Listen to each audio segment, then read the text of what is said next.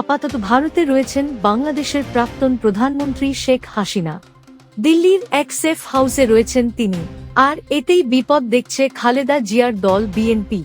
দিল্লিতে বসেই নাকি বাংলাদেশকে অশান্ত করার ষড়যন্ত্র করছেন মুজিব কন্যা হাসিনা। এক অনুষ্ঠানে গিয়ে এমনই মন্তব্য করেছেন বিএনপির স্থায়ী কমিটির সদস্য তথা প্রাক্তন যোগাযোগ প্রতিমন্ত্রী সালাউদ্দিন আহমেদ। বিশ্লেষকদের মতে, বৈষম্য বিরোধী ছাত্র আন্দোলনে হাসিনার গদি গেলেও বিরাট রাজনৈতিক ফায়দা তুলতে পারেনি বিএনপি। খালেদার দল মনে করছে, ভবিষ্যতে বাংলাদেশের ফিরে মসনদ পুনর্দখলের চেষ্টা করতে পারেন মুজিব কন্যা। গত 5ই আগস্ট ব্যাপক গণ আন্দোলনের জেরে প্রধানমন্ত্রী পদ থেকে ইস্তফা দিয়ে বাংলাদেশ ছাড়েন শেখ হাসিনা। তার কয়েকদিন পরই 9 বছর পর ভারত থেকে বাংলাদেশে ফেরেন সালাউদ্দিন।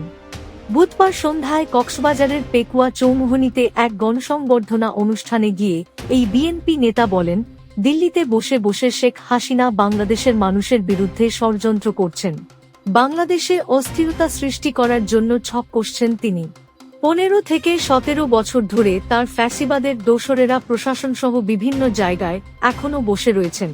মনে করছেন বাংলাদেশে অস্থিরতা সৃষ্টি করবেন, কিন্তু এ দেশের ছাত্র জনতা সেই সুযোগ দেবে না।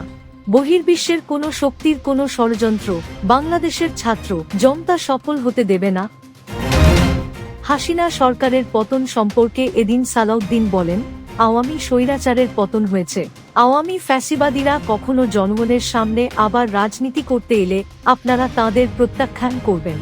এই মাটি শহীদের রক্তে রঞ্জিত হয়ে পবিত্র হয়েছে, সুতরাং হাসিনা ও তার দোসরদের দ্বারা আর কখনো অপবিত্র হতে দেব না। 2015 সালের 10ই মার্চ উত্তরা থেকে সালাহুদ্দিন নিখোঁজ হন। 22 দিন পর ওই বছরের 11ই মে মেঘালয়ের শিলংয়ে স্থানীয় পুলিশ তাকে উদ্ধার করে। ছাত্র জনতার অভ্যুত্থানে শেখ হাসিনা সরকারের পতনের পর তিনি দেশে ফেরেন। উল্লেখ্য, বরাবর কট্টর ভারত বিরোধী হিসাবেই পরিচিত বিএনপি। চলতি বছরের মাঝামাঝি সময় বাংলাদেশে স্লোগানও উঠেছিল, বয়কট ইন্ডিয়ান গুডস। তৎকালীন হাসিনা সরকারের অভিযোগ ছিল, এর নেপথ্যে রয়েছে খালেদা জিয়ার দল। 7ই জানুয়ারি অনুষ্ঠিত জাতীয় নির্বাচনেও দিল্লির অঙ্গুলিহেননের অভিযোগ তুলেছিল খালেদা জিয়ার দল। ফলে স্বভাবতই ভারত আপাত হাসিনাকে আশ্রয় দেওয়ায় ক্ষুব্ধ তারা। ফলে ভারত বিরোধিতার আবেগকে কাজে লাগিয়ে জনমত গঠন করতে চাইছে বিএনপি।